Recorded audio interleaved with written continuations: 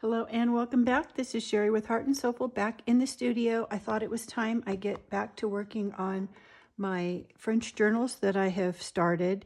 And I know it's been a few weeks, but I have been working on the spine cover. If you are just joining me and have not been following along on this series, I'd like to say welcome. If you're brand new to my channel, also welcome.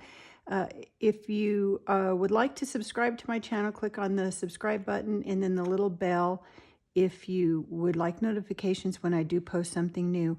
I have all of these videos, as I do with the rest of my channel, where I create playlists. And so there is a playlist for just this series.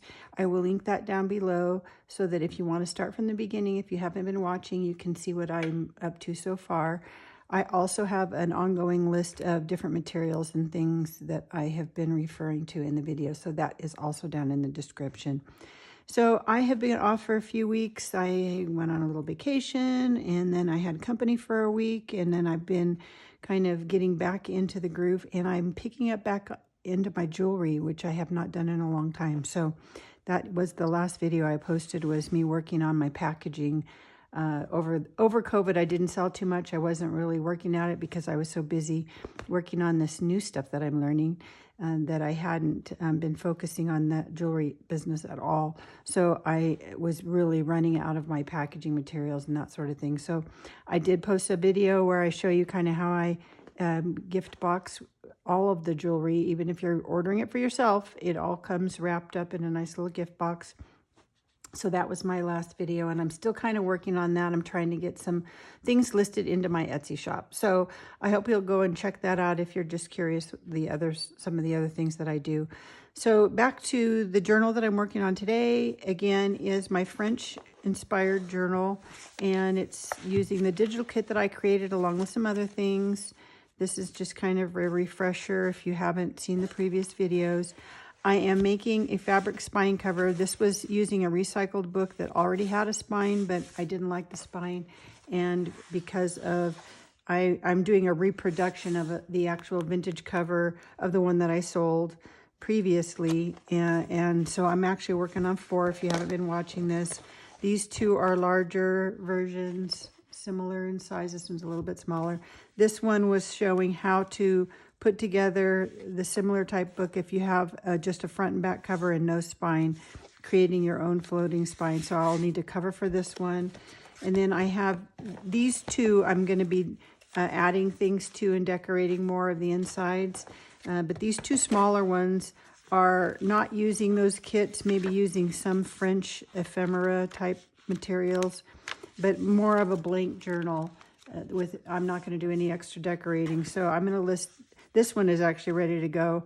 I could list it in my Etsy shop. And then this one is again one without the spine that I need to do a spine cover, but it's also similarly just kind of a naked journal with a few little digitals here and there. So those 2, I should probably just get those going so that they can be listed. But I'm working on this first one that I started. So my spine cover's coming along. I know I haven't shown it in a bit other than in a photo, but I've gone ahead and used a satin stitch, and then in just a slightly different green, a little chain stitch for the stem and then the inside of the leaf. So that took me a bit to get all those finished. And then if you've watched the previous videos, you know that I had left some fabric onto these so that I could get the stitching on. I wanted a good edge on everything so that I could trim that fabric away. And that way it's gonna go on my spine like so. And then in the front, you'll just have this all glued down. But I kind of like the idea of the rows kind of extending out. So now I just need to kind of continue adding to things, but I wanted to show you what I did. I on the rows, I decided I didn't want to just fill it in with satin stitch. I wanted just to get a little, maybe a little quirky with it. So I've just done taken some of the colors from the actual rows and did some little colonial knots. And then I kept visualizing this swirl where the rose kind of, is closed up. So I kind of just did a little stitching on that to give me that swirl effect. And then just a couple of other little stitches just for texture, really. I don't know that I'm going to do much more. I may do a little bit over here, just to kind of highlight some points of the rose, but kind of keeping the printed fabric where you see the rose through. And then I did use my copy. I went ahead and color copied it to the point that I had it, so that I can kind of see where I might want to draw in some more stems and vine and that sort of thing that I'm going to be adding to. So this was just to kind of give me my basic rough in before I actually drew it onto my actual piece.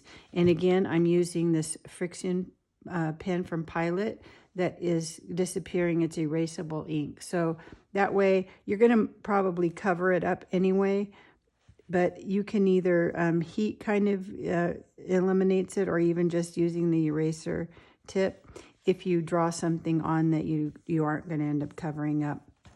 So I've just continued. I did a little bit on the rosebud, and then I've just done this kind of a split stitch to create my vine using the same color that I used for the rose stem.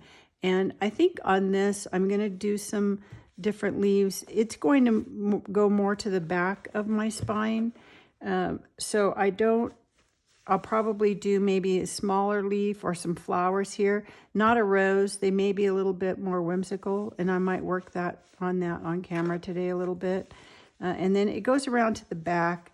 I don't end up usually doing too much on the back because you don't really see it as much. And that way, you know, any kind of fancier work or more detailed work, I tend to do on the front and the spine, and then just make this a little simpler.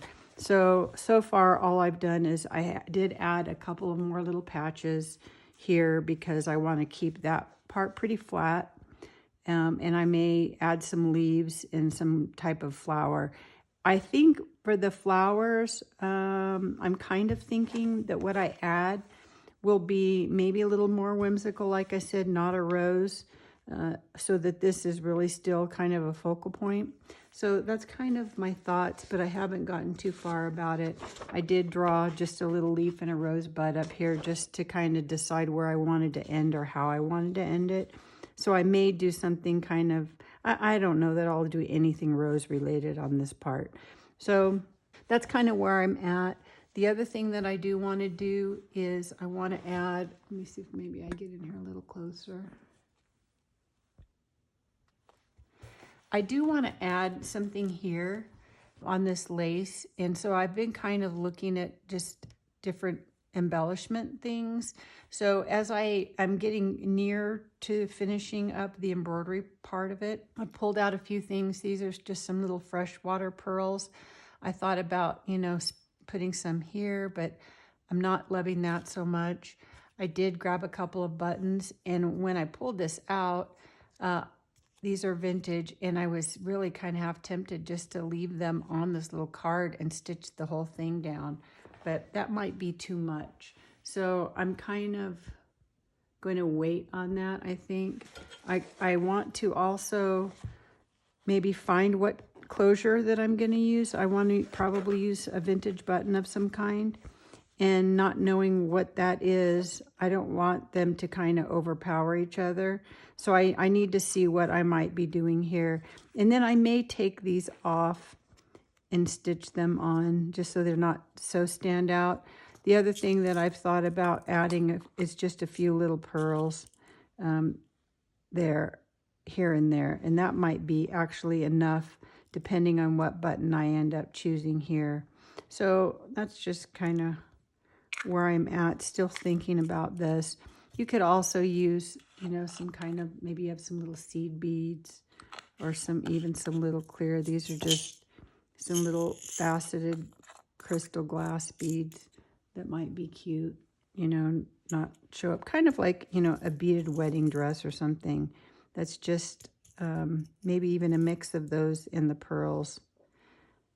Again, I think I'll decide after I choose a button for here.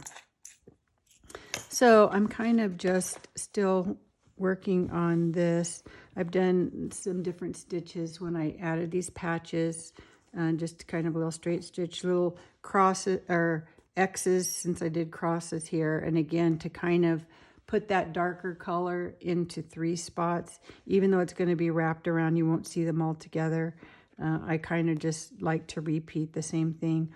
And then this, I used the blue again in a pistol stitch, which is really kind of just starting a French knot. And then when you create your knot, just going back into the fabric a distance away from your the hole where you entered your knot. And that just kind of gave me another little different textural stitch. So I need to just continue working on this. Don't really know where I'm going with it, so maybe I'll work on a leaf or something here, or a little flower of some kind. The other thing that I thought about using is a kind of, maybe using like a washer or something like that, maybe a small jump ring, and then stitching that on. Let me see what I can find. Okay, I did find a couple of things. These are the little rings if you're making Roman shades, the little plastic rings.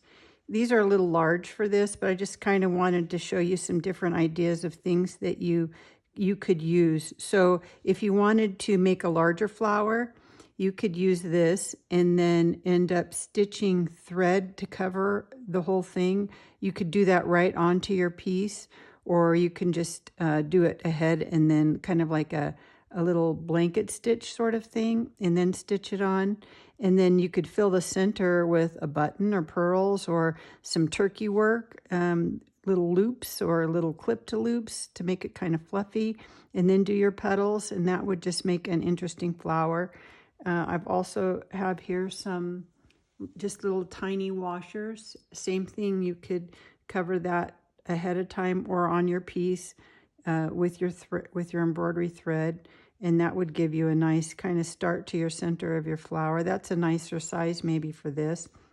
And then the other thing, because I make jewelry, I had some little jump rings, and if I use, these are closed jump rings, so I could actually put those on too, just for that little extra kind of leave it even the metallic, where you're not covering it all with thread. Maybe I just, do them 4 corners or 6 points, or, different spots.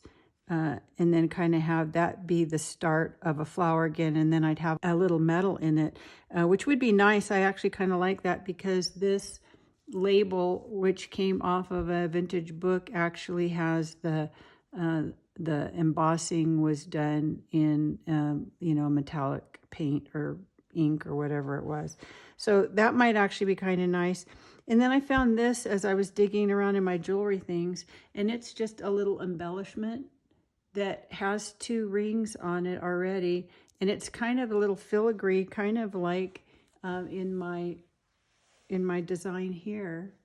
And so I could do something, add a piece, add that, just stitch it on. So this is kind of, getting to the embellishment phase, which is kind of after maybe I've done all of my embroidery, but I kind of like that idea. So I think I'm going to use these to create some sort of a flower effect, and then I can go from there. But I think this could be an interesting thing also, depending on what button I choose. So I'm going to kind of hold this aside,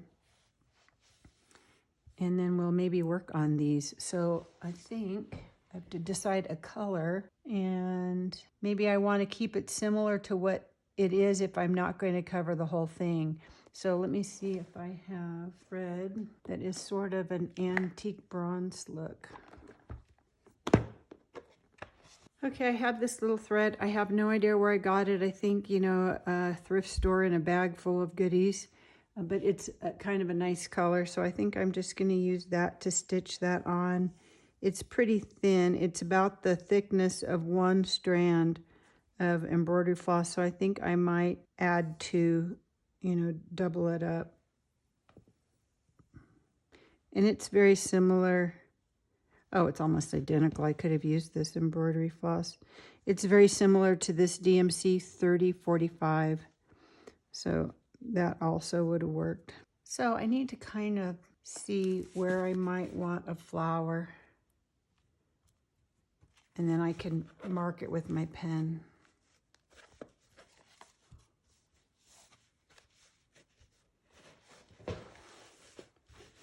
So maybe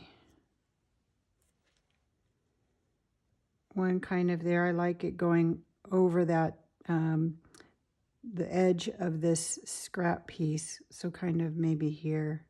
And then maybe one over here so that you can kind of see if the flower goes off to the edge, it'll be kind of on the corner. But I might not want it right on the corner. So let me put this one on first.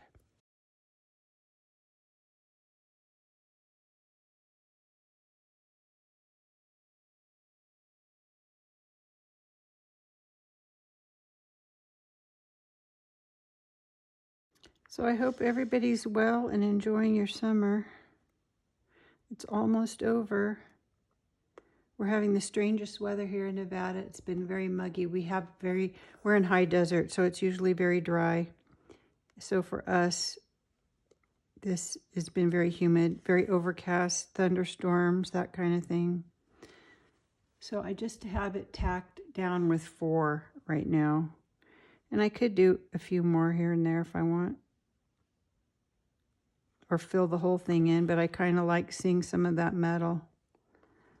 So I think I'm going to do one in between. And maybe just one on the other side, so I don't cover up too much of my metal.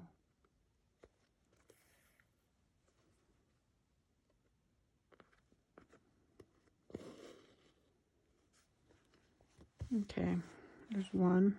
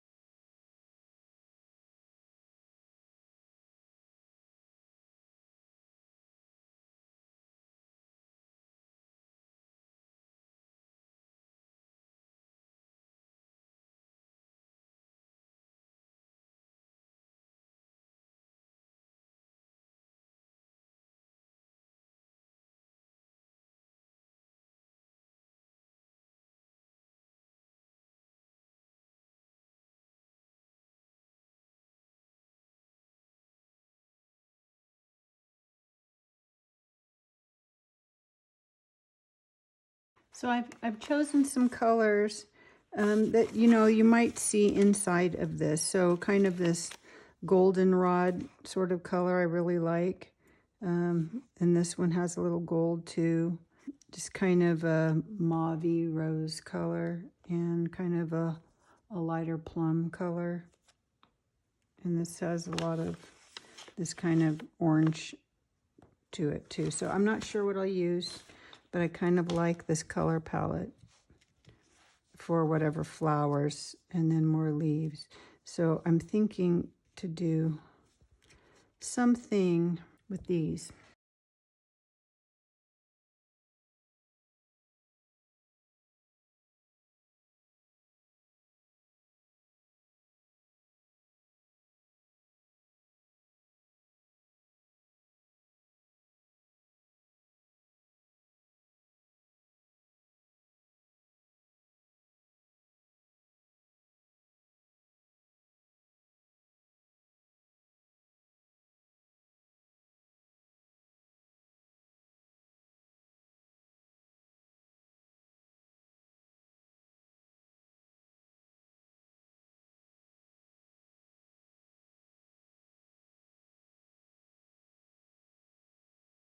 Okay, and then what you can do is you can go in and clip all of these little loops that I made. They're all different lengths. It's such a small thing, and trying to do this on camera where my head is not in the shot has not been that very easy. So It's not the best job. And you don't see my ring really, so I'm going to clip these and then maybe shorten them.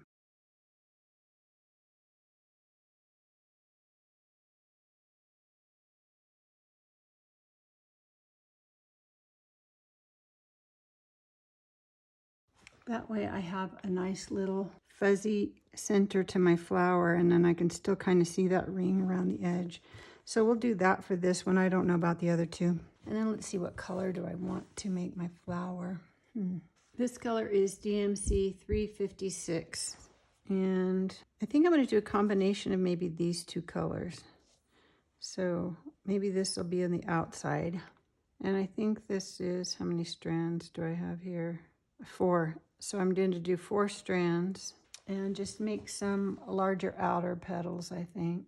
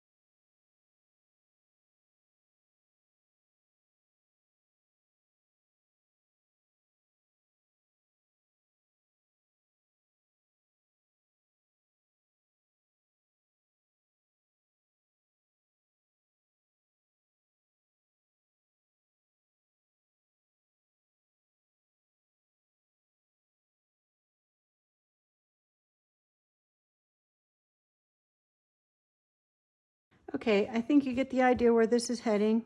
I'm going to work on this a little bit more, put some thought into it. I need to sit down. I'm having a hard time standing and doing this and staying within the frame. So we'll see what happens. Go through your little embellishments and beads and that sort of thing and see what else you might want to add after your embroidery. And we'll catch you next time. So have a great rest of your day. Now go make something. Bye.